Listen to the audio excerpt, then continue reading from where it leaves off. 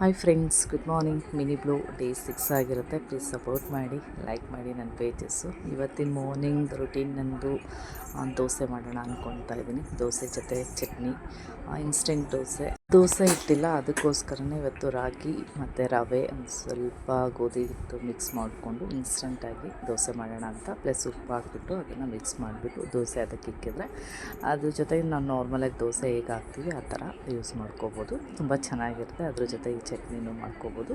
ಇನ್ನು ಮಧ್ಯಾಹ್ನಕ್ಕೆ ನನ್ನ ಮನೇಲಿ ಸೊಪ್ಪಿರೋದ್ರಿಂದ ಬಸ್ಸಾರು ಮಾಡೋಣ ಅಂತ.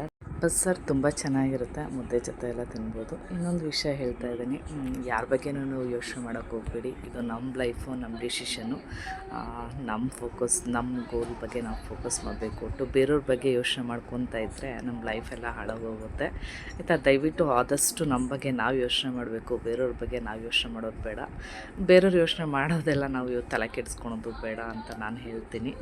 ಥ್ಯಾಂಕ್ ಯು, ವಾಚ್ ಮಾಡ್ತಾಯಿರಿ ಮತ್ತು ಲೈಕ್ ಮಾಡಿ ನನ್ನ pages. Thank you all. Bye.